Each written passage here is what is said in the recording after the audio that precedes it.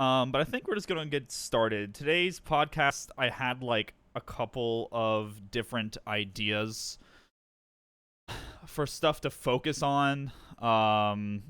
Things I just, if you're familiar with my Discord, I've talked about. Talked a lot about Incontrol dying. I talked a bit about the new Hitbox arcade stick. Those were the two main topics I wanted to talk about, but in my head I wanted to do two separate podcasts for them, but I decided to just kind of today there was just different things I had on my mind that I just wanted to talk about, and so I'm just gonna it's gonna be a mess. It's gonna be a bunch of different things that I'm going to talk about today. So it's gonna be loose and fast. So that's why I got that cold brew because I need to be fast. Not really. So yeah, I kind of open up on a more somber note. Wanted to talk about. I know I talked to death about this. Oh my god, Incontrol would have laughed at that. I know. I talked a lot about. I know I talked a lot about Incontrol's death on Twitter and on Discord. I know probably not a lot of people either care or know who he was. I don't have many StarCraft players left in my Discord. I think maybe only a handful, like Zach, Jordan, a couple of maybe. I'm just looking here. I'm not seeing anyone. I know Prayer played a bit of StarCraft. Rennie played StarCraft. There's a couple of StarCraft buds that I have left over in here, but I just kind of what I more found interesting to talk about was like it's really corny, right, to think about and to say out loud, but StarCraft was genuinely my first interest in the world. It was generally my first interest. It was my first like gamer love. I just was absolutely obsessed with StarCraft. I've talked about it often. I still play it on a monthly basis. I try to play it at least a couple of times a month. I focus on other things now, but I'm still very much in tune. I still watch GSL every morning when it's on. I still watch StarCraft streamers and StarCraft YouTubers on a daily basis. I'm still very much in tune with the StarCraft community. I just don't play it as much because my interests have expanded to other directions. But I can really thank StarCraft for like teaching me how to focus and like learn something. Even though I'm slow to learn and I'm not good at many games, StarCraft kind of taught me how to get good at games and what it took and like dedication and shit. And I mean, I legitimately wanted to be like a pro StarCraft player. That was from like my sophomore year of high school to all right, see you, Zach, to my senior year of high school, for actually more like middle of freshman year to senior year of high school. I wanted to be like a professional StarCraft player. That was like my goal in life. And I actually had a plan where I was like, by the time I'm a senior in high school, I want to be masters. Want to be masters, right? And I had to, like really dedicate my life to it. I didn't really hang out with friends during lunch. During lunch, I would go to the library and go on Team Liquid and like watch replay reviews and read up on builds and meta, and I would watch streams, Incontrol stream being one of them. I was watching Incontrol stream in like 2011 and learning from his Protoss play. I mean, he got a lot of shit. Let me introduce Incontrol a little bit. He was a Brood War pro who I believe has at least one world championship in Brood War and a couple of top 8s and all the different WCGs for StarCraft Brood War. So he was a great North American Brood War player. Obviously, the Koreans dominated in that scene, but he was a top 5, top 8 Brood War Zerg player.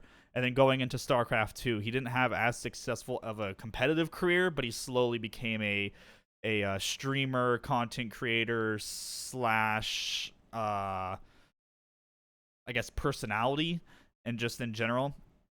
From there he branched off to like Warhammer 40K. He did a lot of D&D stuff. I can thank him and JP for their D&D stuff for really getting me into D&D. So he was really involved in a lot of the things that I liked. I'm still a fan of D&D. I still want to play D&D. I talk about doing it all the time with my friends. I mean I have like hundreds, not hundreds, I won't say. I have a lot of hours playing D&D. Thanks to Incontrol and Me JP and others who kind of introduced that to me.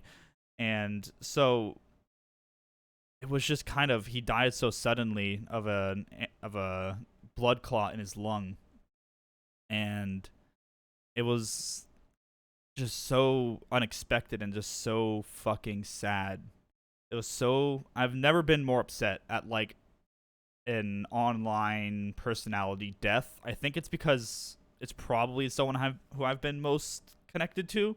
I've met him at 2 different StarCraft events. Not that he would know me or anything, but I've met him a couple of times. I've watched hundreds of hours of his streams and reviewed his replays back in the day, and just generally looked up to the guy. And so it's really really sad that he's dead and he's gone. But he left such a like huge impact. It's kind of insane. It is honestly kind of insane.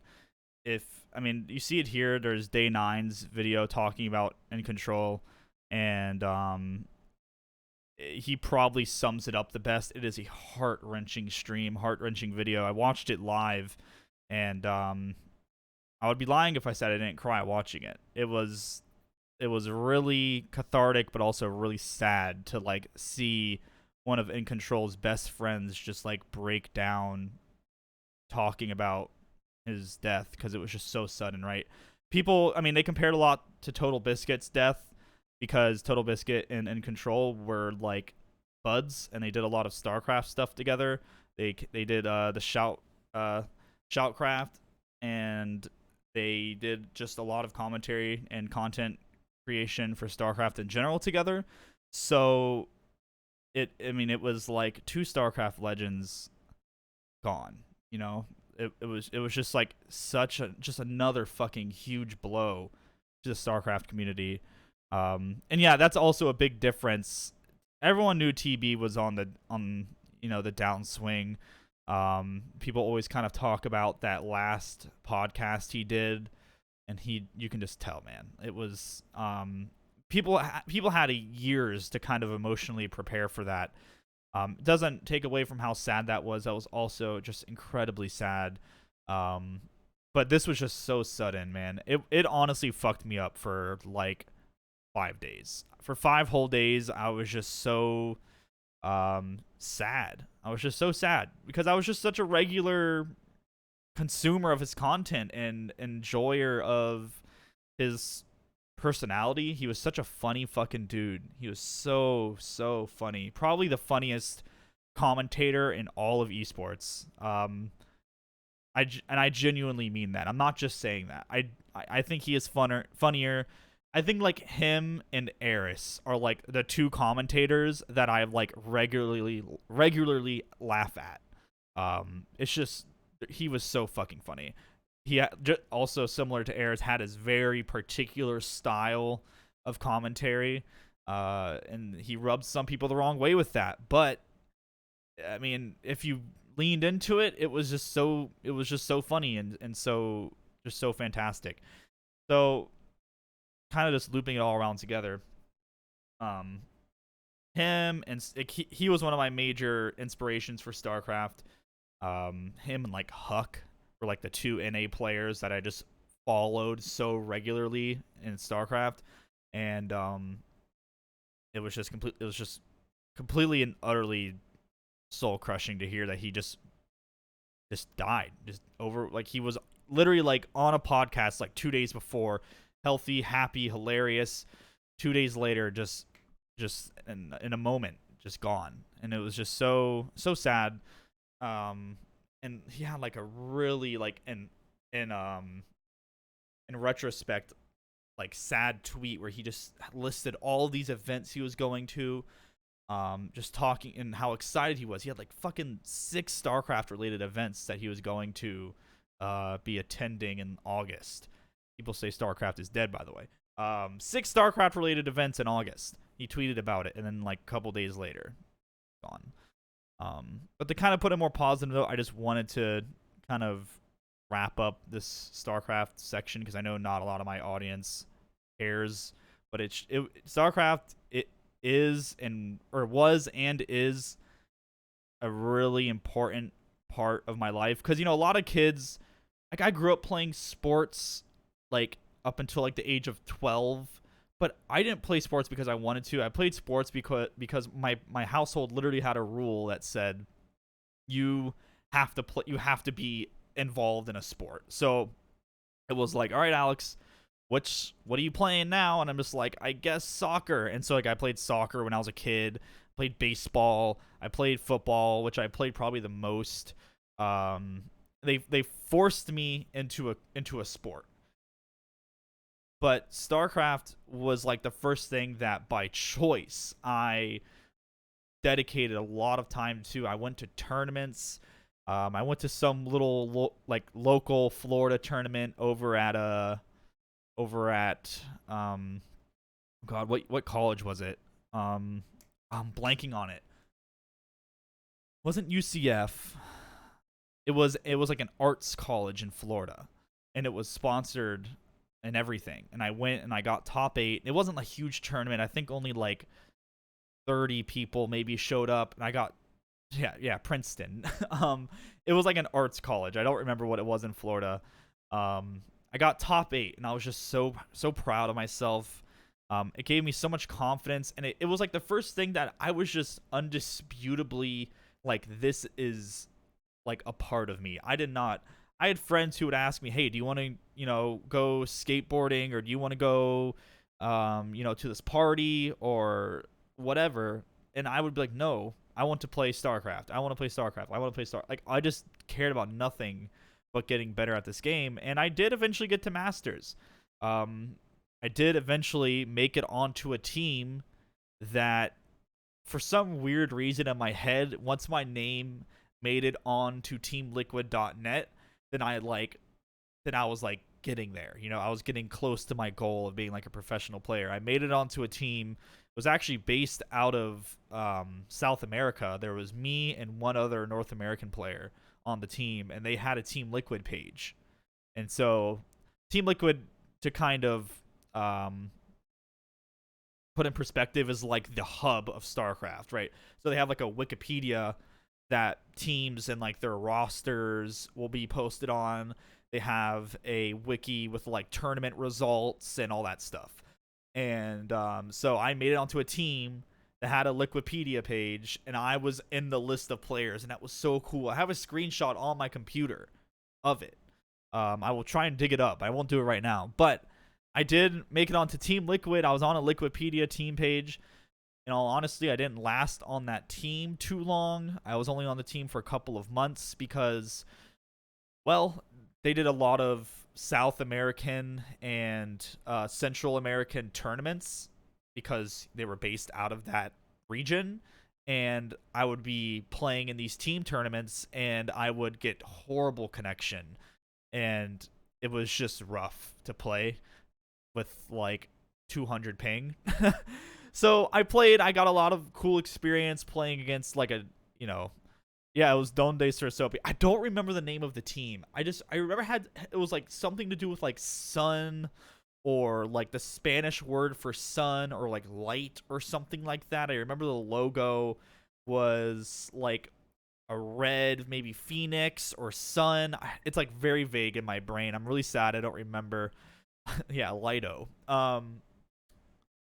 But it was a great experience. I made it on Team Liquid. Eventually, my interests kind of switched over to streaming.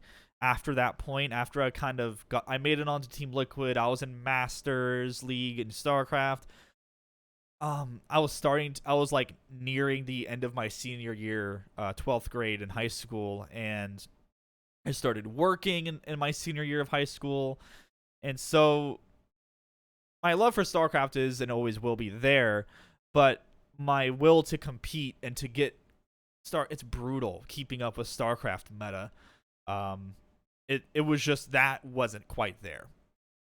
So that got really difficult to keep up with, going into college. Oh, sorry, hiccups. Going into college, and with my interests kind of spreading into other games, and working. And let me say this: when I played StarCraft for those 4 years, pretty much all throughout high school, I did not play anything else. I played maybe like Team Fortress 2 and Counter Strike every now and then. Those were like my side games, but I didn't play any new single player games. Only single player games I played were like the new Fall, like when Fallout New Vegas came out. Um, but like, I mean this when I say it. Playing StarCraft every day for 4 years made it almost hard to play other games, because it was like MT said in the chat, competing as a rush. There was nothing that could stimulate me like StarCraft did. Like, nothing even came close to stimulating me the way StarCraft did. So I would play, StarCraft all the, months on end, right? Every day, every day, every day, every day. And then like I would go to play a single player game and it just felt boring, right? It just wasn't there. It was boring. It wasn't fast enough. I just needed that, like, that fucking drive, and it just didn't. Nothing provided that. Um, and it honestly, I had to like get used to playing single player games and playing like more casual games, because I just didn't play anything other than StarCraft. But to kind of wrap this up, the point I want to get to is that like people like Incontrol and the game of StarCraft taught me how to apply myself to something. In sports, doing sports when I was a kid didn't really do that because I was kind of forced into it. Not that I hated it or disliked it or anything, but I wasn't like passionate about playing center in football or catcher in baseball. Or when I was a kid, I don't know what the fuck I played in soccer. I think you just ran around and kicked the ball.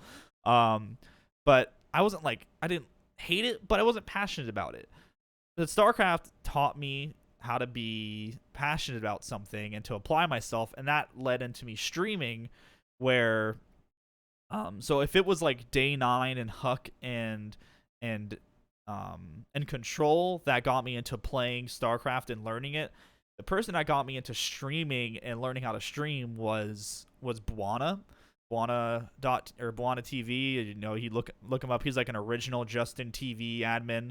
I was like playing on his Minecraft server and watching him stream on Justin TV and shit. I actually my Twitch account is super old. It's like made within like the first couple of months that Twitch was made, because I was a lurker on Buana's Justin TV streams, but when he came over to Twitch, I made an account. And that's when Twitch was made and Justin TV still existed. So there was like this dual streaming platform thing at the time. And I kind of, in 2011, I made that account and watched Buana casually. But like watching his content and all that got me into streaming. But I took that drive and that kind of dedication that I learned from StarCraft. Sorry, I'm trying to figure out how to word this, and put it into streaming. And I streamed a lot more than I do now. My life is much different than it is then. Back then, I only worked 2 to 3 days a week, and I was taking like baby like entry level college classes. Now I'm taking law classes and working pretty much full time at a law office. So I don't really have that much energy and time to stream like I used to. But back in the day when I first started streaming, back in I want to say like late 2013, 2014, I was streaming like every day, 6 hours a day. The same amount of time that I put into StarCraft, I put into streaming. And so I just like wanted to just briefly talk about. I could talk about this for hours and hours. Just wanted to briefly talk about StarCraft. It really is important to me. It's and Incontrol is important to me. He's a great fucking dude. And yeah, it's just something I want to talk about. It's been on my mind, and it's kind of, I mean, that's just the kind of the way it works, right? Where it takes a death or something tragic to make you realize what you have is special. It's so corny, but it's true. It makes you think about what you have and what you had before, when it's gone. And yeah, I just really appreciate the game and appreciate the StarCraft community, because it really did do a lot for me. Also, I don't he doesn't really show up that much anymore. I still keep in contact with him, but shout out to Sean Bread. He's been around before, but he's busy being in like a top 3 university in Canada studying like medical science, and like he's doing really important, like amazing, great things. But he was like my best bud. Me and him played StarCraft together the whole time. He got me into StarCraft. He showed me who Day 9 was. He showed me who Incontrol was. He showed me who Huck was. And he really got me into it. I don't think he'll be watching this, or he is here. I know he's in the Discord, but he's a busy boy. So, thank you, Sean, for that. He's a blessing. Also, thanks to Ace. I know he left to go eat, but he was also like, I joined a StarCraft team back in the day, and that's how we met. We met on a StarCraft team. We were the 2 Protoss players that wreaked havoc on our team during like team practices and stuff. And me and him were like macro players, right? Like we would drag that shit on. We would just like go back and forth, like talking with each other, like figuring out how to like just macro the fuck out of these people and just make them pissed. It was sweet. So shout out to Ace I known him for a long time now. He was one of my OG StarCraft friends, practice partners. So yeah, that's what I'll kind of wrap up the StarCraft discussion with that. Rest in peace Incontrol, my dude. Gonna be missed. But now we're gonna talk more about some fighting game stuff. I guess to kind of mention StarCraft one more time. I try to apply. I don't have the amount of time and energy, like I said, that I had back when I was a high schooler to put into fighting games. But fighting games have kind of taken over the competitive slot for me. I feel like I always need something like a game that's competitive. Like I go through waves, as people kind of know now, where I get really competitive about something, and then I'll burn myself out because I go fucking hard, and then like I'm like, fuck man, I need a break from this, and so I switch and I play like a bunch of single player games, and I switch and go really hard into competitive stuff. And right now it's like there was a time where it was Counter-Strike. So it went like StarCraft, and then I became like a hardcore like streamer person for a while, and then I got really into Counter-Strike Global Offensive, and I did like hardcore like competitive Counter-Strike stuff, and then after Counter-Strike I got Ultra Street Fighter 4, and Street Fighter 4 I was terrible at, so I didn't really play much of, and I was just so confused. That was like my first fighting game, but it wasn't until Tekken gives me that feeling that StarCraft gave me of, this game is fucking hard. This game is really fucking hard, and the opportunity to get better is endless. For some reason, if there's a game that's easier and competitive, my drive to get better isn't as high as something that's really hard, and I know I'll never be the best at. Like someone might look at a really easy game and think the opposite, like their drive to get really good higher because they think they have a higher chance of being the best because the game is easier, quote unquote. For some reason, easier games don't do that for me, and it's kind of a shame because I'm an idiot and it takes me so long to drill things into my head. Takes me a ridiculous amount of time to like drill things into my fucking brain. And so I don't know why. I do this, I think for some reason, like, it sounds funny, but I know I'll never be the best. At the time, I knew I was never going to be the best StarCraft player because the Koreans are way too fucking good, right? There's North American players that are way too fucking good. The same thing happens with Tekken, where I know I'm not ever going to be close to even being considered a top 10% player in Tekken. But it's still, I'm still like motivated to get good because I don't even have to worry about that dream. You know, all I have to worry about is myself and my own goals. And so I think that's what I can, that's the reason why I'm able to rationalize it in my head.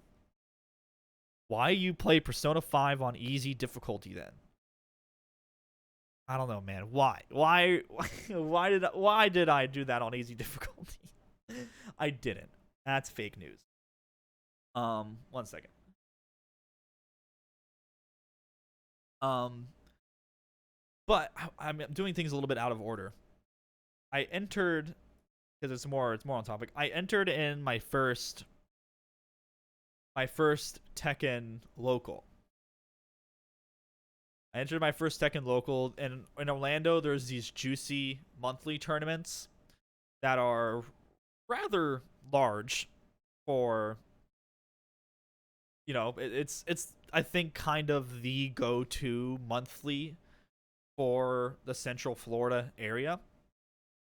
And there's some big names. I mean, Obscure is an actual fucking god. Like, this guy is really, really fucking good.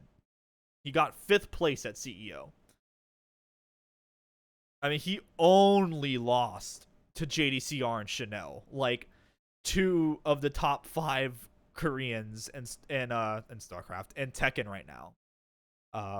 He won last month. He got first. He played against Cody, who's also a fantastic Tekken player. So this isn't like a casual monthly. Florida has some really good players in Tekken, so I'm a little nervous if I'm honest. I'm not. I don't expect to get far. I'm still bad at Tekken. I'm The only thing I could say I'm confident in Tekken is that I think I understand a bit of how Marduk works now. I know what to look out for. My execution isn't quite good. Execution of it is subpar. But I've been reviewing a lot of pro players playing Marduk. I've been practicing. I've been boring everybody to death with my Tekken streams. I know what I need to do, like, to an extent. It's just physically doing it is always the difficult part for me. So, applying that and doing that, I don't think I'm going to be able to get to the level I want to be unless I start attending local stuff. Um, and Florida has a lot of local fighting game stuff that I just don't attend because I'm a bitch. I don't know. I just don't attend it. You could practice Tekken off stream. I could, but to put things into perspective, on a work day, working the weekdays, I get up at 4:50. I work out. I have about an hour after I work out to do morning related things, shower, brush my teeth. I'm able to get in like 30 minutes of lab time because I don't eat or anything in the morning before I go to work. After that, I work. I get home around 4:30, and I have a couple of hours. It's like, okay, that 30 minutes of lab time wasn't really much. When am I gonna get in Tekken practice? I don't know. And Tekken is like, obviously quit your job. Oh, okay. That is the thing that takes up most of my time. So if I just quit my job and beg for donations like when I didn't have a job, then everything will work out.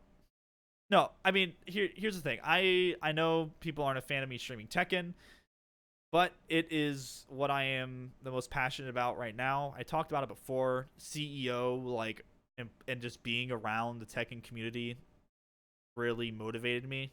personally, on like a personal level, I had like that StarCraft feeling from when I was in high school, and that means a lot to me. That really, really means a lot to me, and I want to hold on to that feeling and like apply myself, because there's not a lot of things that I can say that I have that feeling over. So when I feel like playing Tekken, I'm going to stream Tekken, and I try to make them entertaining, but it's I mean, it's just the way it is. I want to stream single player games, but right now in my brain, Tekken just has more priority because I'm enjoying it a lot. I'm really really enjoying it. So on the weekends, maybe weekends, I can try and like fit in some single player streams, because I know I think my best content, willing to admit this, is from single player game streams. People like the soap brain. They like all that, and I like it too. It's fun, but in my free time right now, I just have time for like to focus on one thing, and that's Tekken. So that's the thing that in my brain I want to focus on is Tekken. I'm genuinely having fun with it. I really am. I look forward to learning. I had a talk with my friend Brandon. His name's Upset the Setup. People have seen him in chat. I've played against him on stream. Where he just kind of talked to me about the beauty of going to like locals and making friends in a competitive game that you really like. And Proto was in the car when we talked about this, but Proto wasn't going to be here. He's a hoe. Um, but I was envious. He had so many positive things to say about being a part of this thing, and I haven't felt that since I played StarCraft. That's why these two things were like rattling off in my head, and that's why like I wanted to talk about them together, is because this is like a similar feeling. Like I'm getting the same feeling now than when I entered in my first StarCraft tournament and got completely demolished because I was a platinum Protoss, but I didn't care because I just liked playing StarCraft. It's the same feeling. I'm a fucking blue rank Tekken player, um, and I'm entering in a Tekken tournament that has a CEO top 5 player. Obviously, no way in hell am I going more than like 1 and 2. Maybe that's being generous, but I just have the passion to do it right now. And if you don't act on those things, then what do you sound really corny? If you're not acting on those things that bring you like happiness like that, then like what are you doing with your life? Like super corny, but it's true. So this is bringing me happiness. So I'm gonna do it. I'm trying to figure out a way to incorporate single player stuff back into my streams. Um, I don't want to promise because my time is about to be even more limited. I've had this summer off. I didn't take classes, but classes are winding back up again. Um, they are starting again soon, and I'm not going to have as much free time. And I like streaming after work. I I need to figure something out, because I do agree that my best content is single player game content. I do agree. And so I will figure something out, but I also want to keep doing what I like doing. So, entering in this Tekken tournament, just wanted to talk about that. Nothing to clip in Resident Sleeper Tekken. In your opinion, I usually get a clip or two on my own streaming Tekken. Usually just bad hitboxes and slow mo, and sometimes a rage quit. I think you're a little biased against Tekken. I clipped some pretty sweet stuff. Um,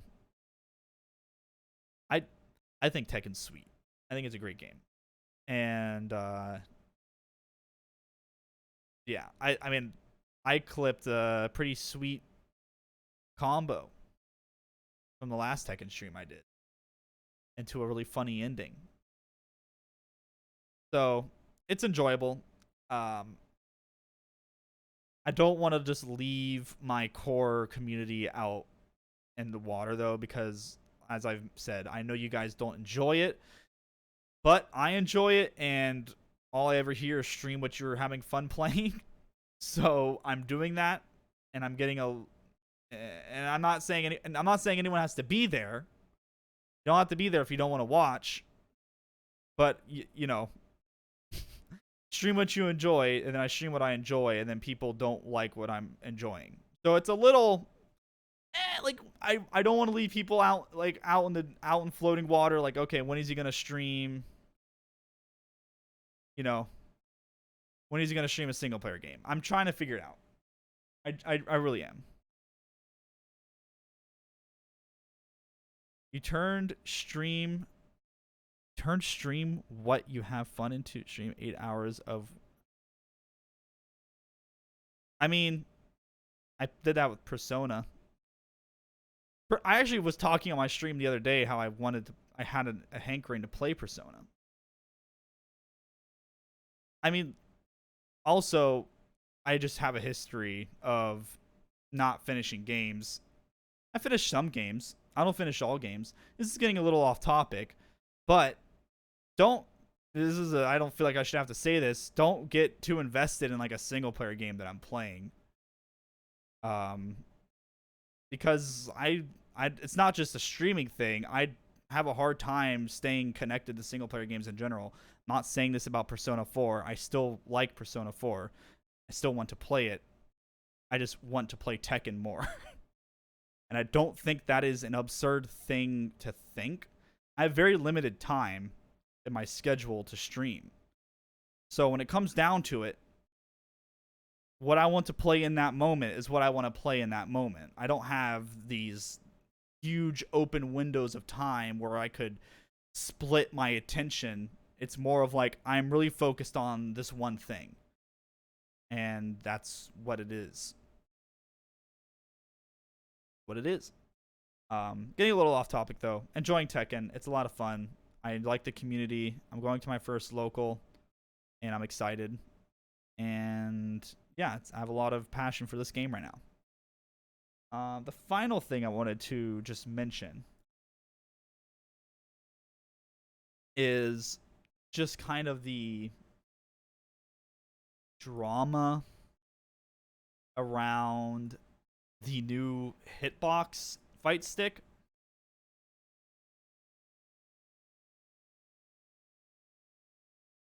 Some drama. There's some drama. This is so interesting to me. I genuinely have a debate in my head every day. I talked about this before on stream. Talked about this before. Where I'm not sure where I land in my head about this, about newer technology when it comes to controllers and arcade sticks and hitboxes and ways of controlling your fighting game character. It's a debate I have in my head. On one side of my head, you know, I think of, to me, a sport has limitations, and that's what makes it a competitive sport, right?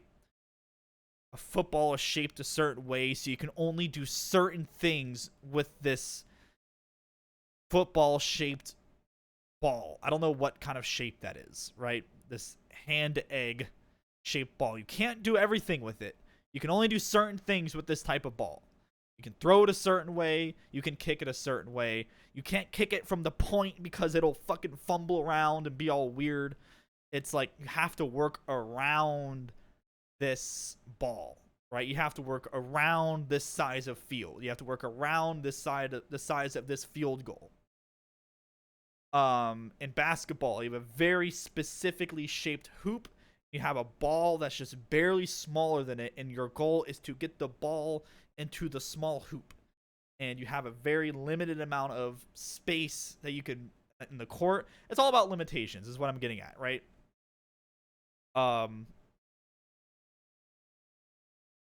Here's the thing, right? And this is what I'm getting to.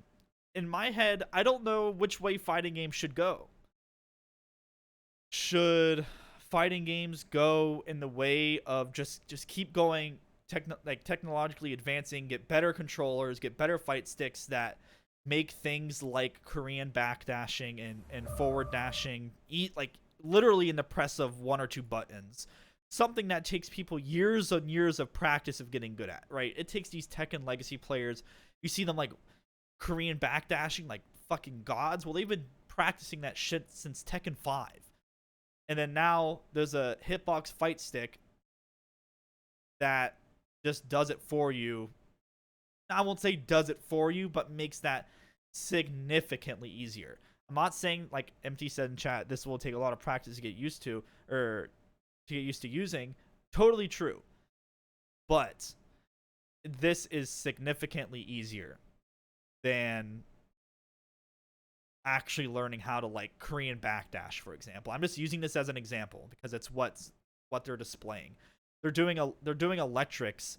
Getting out these are called electric moves for those unfamiliar with Tekken. Getting out electrics this fast and this consistently is hard. This is hard to do. This is hard to do. This forward dash is hard as fuck to do. Korean backdash shouldn't be so shitty to do. It's not shitty to do. Having moves this consistent it's not inconsistent. People do them consistently. It's just it takes a lot of practice to get really good at. It's not like the game is the same. It's not like the game is changing. It's like it is incredibly effective but hard to do. I don't think that is bad. I think you would argue that because you would say this about other games, making a game easier doesn't make it better. I'm pretty sure I've seen you argue things like that before, Empty, in Discord and stuff. So I guess to kind of get back to what I was saying, do fighting games want to stay you have to work with this tool, and this is your tool. This is what you have to work. This is how you work around, right?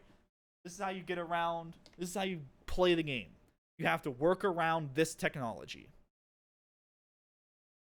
This is how you get around. This is the technology you use. This is your football. Figure out how to play with this football, right? Or do we just say fuck that and just keep innovating, and just whatever the games work around the tools? I don't know. It's legitimately, I don't know what's right and what's wrong. I don't know. I genuinely have the debate in my head. In my head, it seems cool to just limit fighting games to very specific ways of controlling them. Because I like the idea. It's cool that people work with what they have. That seems cool to me. Who gets to decide what's okay? I don't know. And that's why it's a debate. That's why it's a debate in my head. I don't know, because there is advantages to using a pad over a fight stick. There totally is. There is advantages to doing to using a pad instead of a fight stick. If I'm honest, I don't particularly know a lot of them because I've always played fighting games with a fight stick. But I know that there are advantages. I've heard people talk about them. I know that Hitbox is, once you get used to it, probably undisputably the best controller to use in a fighting game because you just have very clean control over your inputs. And they kind of display it here. You can see in this picture where they equate these buttons to a controller, a normal PS4 controller. So you have this is a jump button, this is a duck button here. So this is pretty much like having a D-pad included with your fight stick. So you have a D-pad included with your fight stick, a joystick which is equivalent to the left analog stick, and then you have your face buttons which are the equivalent of your 8 buttons on a fight stick. I think the comparison is this is as fair as a controller. It might be It might be. There is people showing that you can do this on a controller, but it is very hard to do on a controller. To do it this fluidly on a controller, it is incredibly difficult.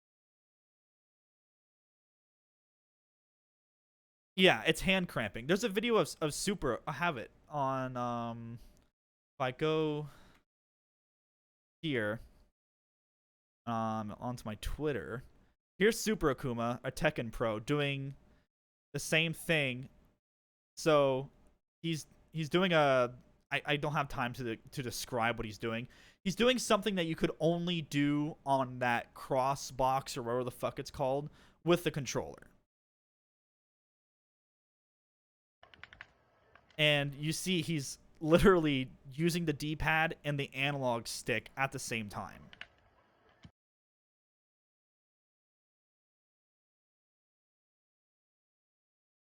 Um, so yeah, it's a debate in my head. I'm not with one side or the other. Well, I guess I'll say I'm leaning more towards just keep advancing controllers, keep advancing fight sticks, and just I'm leaning more towards that because I don't like you said, like Empty in chat said, who knows what is the like law? In my head, you would have to make like fighting games either pad and fight stick only, and you can just weigh your decisions out, between those two. Just keep pad and fight stick only, or you just go fucking hard and into the future. Hentai hitboxes with tentacles coming out and arcade joysticks coming out of the fucking left side, and using your Nintendo game glove and shit like that. I don't I think that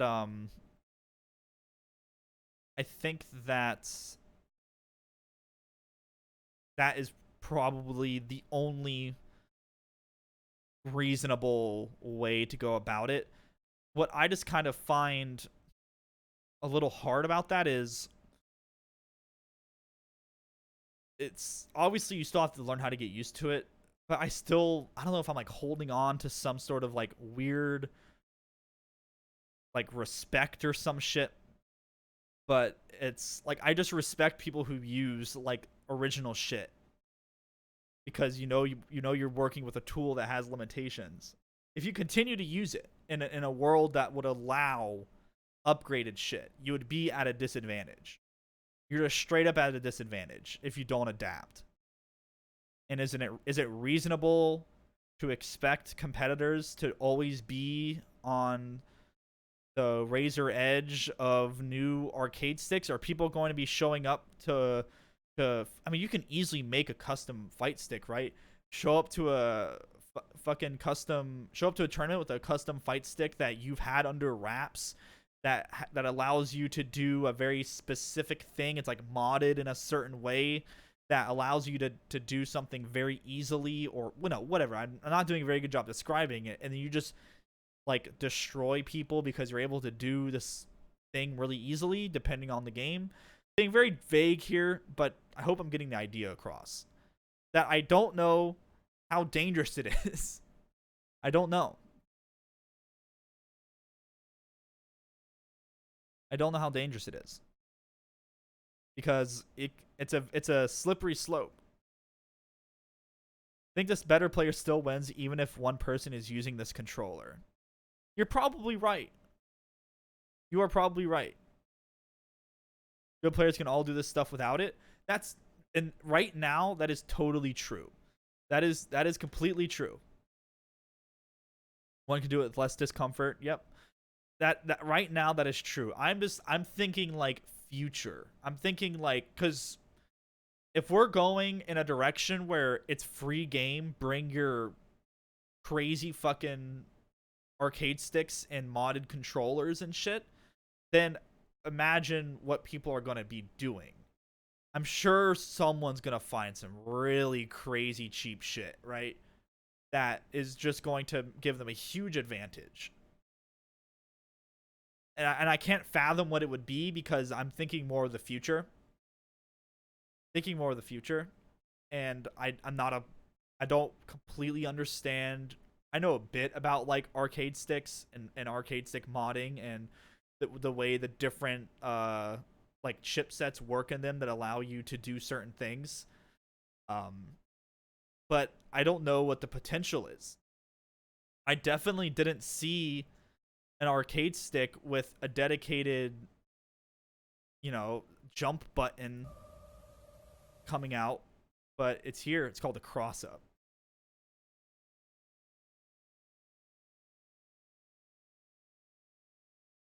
A lot of issues and stuff right now. Street Fighter 5 is made by morons, allowing left and right inputs to be put in together. Yeah, that is a flaw with Street Fighter 5. I might argue though that someone could see a game, right? Would say like a hypothetical. Someone could see a fighting game, see a potential exploit that wouldn't have been able to be done on what is considered a normal arcade stick or controller, and then they mod it into a certain way that allows them to exploit something that wouldn't have been able to do otherwise. And this, yeah, and this case isn't this case. I'm not saying that the cross up is this case, because Korean backdashing and forward dashing isn't an exploit. It's just doing certain moves very fast and doing them in a certain rhythm. Doing that rhythm is really difficult to do with what we currently have. This makes it much easier to do. Not saying it won't take practice to learn, it just makes doing a certain thing easier. Um, is my point. I'm just talking about in the future. You can just patch it out. I can't say how possible that is. I don't know what it takes to code a fighting game and how sensitive or not sensitive it is. I don't know. I can't just say they can just patch that out, because what if it's like a crucial part of the game that's getting exploited by some sort of new modification? I don't know. I can't say. It might be easy to patch. It might not. It just seems the future seems really uncertain to me, and in a future that allows people to do whatever the fuck they want with modded arcade sticks and modded controllers and shit. Like, here, we'll pull up like the Call of Duty, back in like Modern Warfare 2 or Modern Warfare 1, whatever. Call of Duty games in general, people started modding controllers to have paddles on the back of them that you could switch on a fucking switch and it would like fucking, and that was not intended. Call of Duty developers didn't consider people rapid fucking firing their semi-automatic guns with like a controller, because to them, to shoot, you need to press this trigger that has a distance. You can't press it that fast. You can't press it that fast. I can actually fire my gun in Modern Warfare 2 at the same speed as a modded controller. I would like. I'm not saying that. I'm not saying this to be sarcastic. I actually want to see you do that. I'm genuinely curious.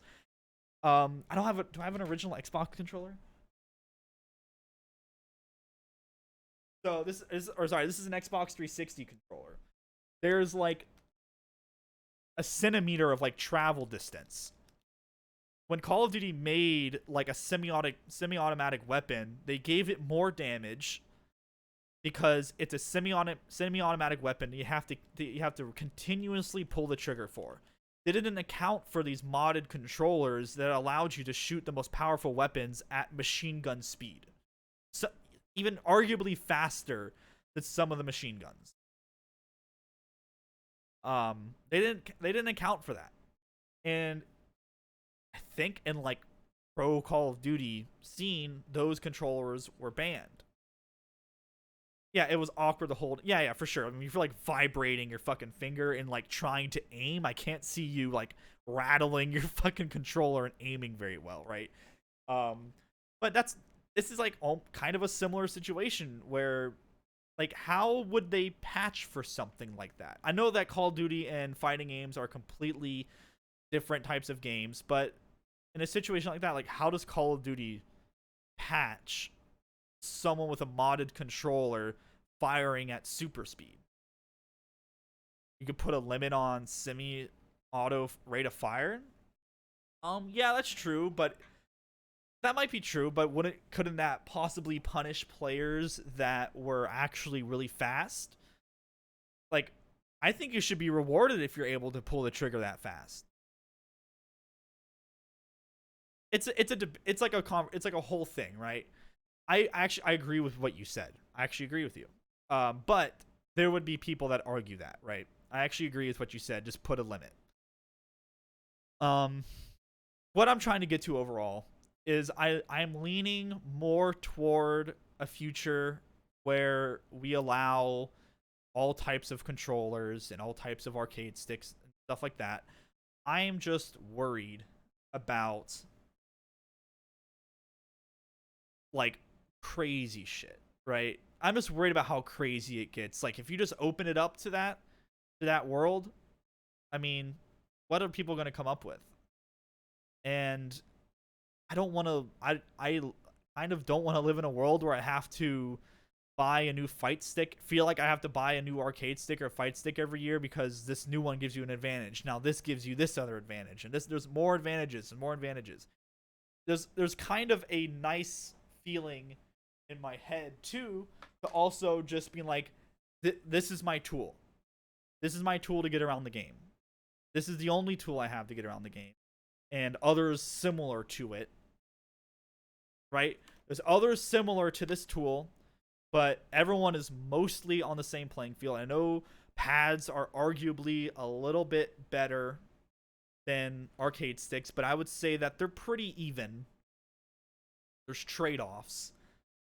Um, there's like a comfort in my head, and it's probably some sort of weird biased comfort, but it seems nice to me when I think about it to just have it be flat out like this is what people use. This is how you get around. This is the football of fighting games. You can't kick it a certain way. You can't throw it a certain way. You can't put the football horizontally and throw it because it won't work. You can't throw the football that way. You have to throw it this way, and you have to get good at it. You can't Korean backdash by pressing 2 buttons anymore. You have to learn to Korean backdash by doing back, back, down, back, back, back, down, back, back, back, down, back. And you have to do it fast, and you have to get good at it, and you have to practice. Because that's what other people have to do to get good at it. It's not, I don't think that's super convoluted or hard to do, or hard to understand. It just takes practice. It just takes practice. And I know it's going to take practice for other people with their modded out hitboxes and stuff to get good at that.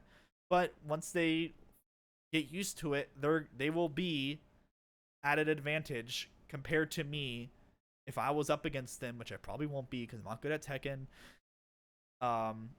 They will be at an advantage over someone like me who's using this like ancient technology. But that being said, there is huge holes in that argument, like who gets to decide what's right, what's wrong, what's honorable, and all that. It would, if in this world, you would have to limit it to just classic arcade sticks and whatever consoles like or whatever controllers. Like that's it. Like nothing. But that stifles creativity. That is hard to hard to moderate. And Hitbox is a fantastic company. I think what they're doing is great. I think what they're doing is great. A normal hitbox is superior to a stick, but so many people at tournaments use normal sticks, and hitboxes are extremely rare. As people know how to use the sticks, they don't want to relearn. Exactly. I was going to say, they don't want to relearn muscle memory. This arcade stick, though, this new cross-up, or what the fuck they're calling it, is so similar. I mean, it is an arcade stick with, like, a D-pad on it. I don't think that switch is as hard as switching to a hitbox. I will say though, I don't think maybe Florida has a lot of hitbox players or something. Going around CEO and watching people play fighting games, you saw a lot of hitboxes. A couple of Tekken top players use hitboxes. They're not. I wouldn't say they're incredibly rare, but there's definitely, obviously, still more arcade sticks and controllers being used in a hitbox. People won't want to swap to this thing. I think people will. I think people will. It's only $200. That's a hell of a good price. That's a really good price. Wonder what components they have in it. Are there sandwall like buttons in this thing? Let's see. What kind of buttons? Yeah. Sturdy metal case. Yep, sandwall buttons, sandwall lever, detachable cord. Like, this is a quality product. Like, this is legitimately an amazing product. I think people will buy this. I might buy this. This might be I wanted to get a mix box. See, I'm saying all this stuff about how great the original arcade stick is, and how I think it would be really cool to have the competitive fighting game scene be revolved around a very specific tool. But I also want to get a mix box. And this is also something I would buy because I just like arcade sticks, and this is a very cool arcade stick. It's only $199. That's wild. That's fucking wild. You can go pro with it. Yeah, the second I buy this, I'll go pro. That's how it works. I don't want to. I don't want to sound like a bitch or like an old man. I think I get my point across, right? It's like traditional sports and versus like a sport where like a technology is always changing. It's like two different arguments. And the traditional sports argument, I just don't think is is like applicable in a video game world, because the world is focused around technology and like video games. And things can get patched, like Empty has said. Possibly, I like the NASCAR comparison. I like the NASCAR comparison too. The thing though is, like, I guess like my my thing is, I don't want there to be a world where people have to worry about like constantly upgrading or like getting the newest technology for controllers and arcade sticks. That is the only thing I'm like worried about. I don't want to live in a world like that. That is a personal thing. For a pro player, if you're sponsored, that is probably not an issue, because you're sponsored, you have a sponsor, you're a pro player, it is your job to keep up with the latest and greatest. Pro FPS players have different computers and monitors. Um, Not in competition. In competition, pro FPS players all play on the same computers and they all play on the same monitors. In LAN. Online, obviously that's like a whole different world. In LAN, they all use the same monitors and the same computer. Online for sure, yeah. That's a good point. You know, that is totally a fair point. And in online FPS games, people do have better monitors, people do have better computers, people do have better internet, that give them advantages over other players. That is very true. Very good point. Very, very, very, very good point. Um, I guess I was just more thinking of like in person stuff, because that could also be applied to fighting games, because fighting games, people can have better computers or better internet connection, or the lag will be in their favor. That will make them, you know, make them have a better experience or better time in a tournament or whatever. Even in fighting games, having better internet means a lot for practicing. Yeah. People living in Korea have best training partners. Yeah. Not everyone can afford to move to Korea. That's true. That's true. I'm having a hard time like comparing that to an up and coming player that has the vanilla equipment not being able to get the advantage of like his rich neighbor down the road, um, that is able to get the greatest and latest fucking arcade stick cross up hentai 3000. Um, I'm talking about this like there's going to be like huge leaps in technology. All of this could go flying out the window if it just never gets made.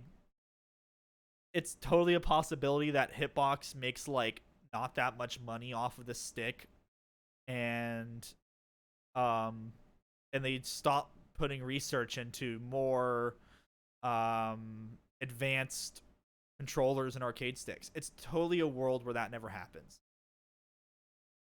Totally a world where that never happens. I'm just being a little scared of the possibility of the future if we allow that to happen. I consider Hitbox to just be ergonomic more than anything. It is definitely more ergonomic. It is That is very true. There's also advantages to that that someone who's not using it wouldn't have.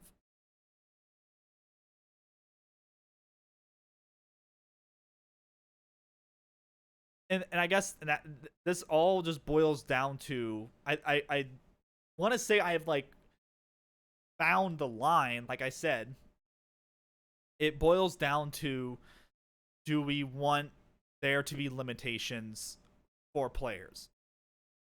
A football isn't the most ergonomic way of kicking a ball. It's not. You're limited to this weird shape.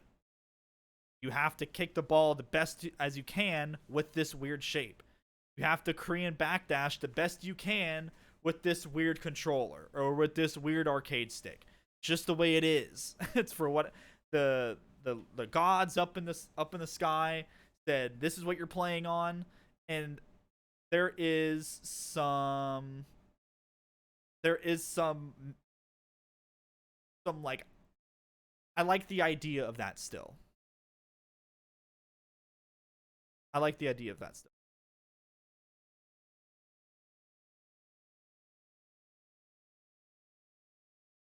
I would consider the football to be the game mechanic themselves and not the stick be the ball. Stick is more like your physical body in football. I don't see it that way. Because, like, I mean, I guess I could see both ways now that I'm thinking about it. I can see it both ways. Um, I think my argument is still my argument is still, do we want restrictions or do we want freedom on controllers? You have to go one way or the other. Have to. Because you don't want tournaments where some or some types of controllers or whatever are allowed and some aren't. Where this tournament you can use your cross up. This tournament you can't. The FGC as a whole needs to decide if we're limiting ourselves to a type of controller or not. I don't think this one crosses any lines at all. I'm leaning towards this not crossing any lines either. I agree. I don't think this specifically crosses any sort of lines.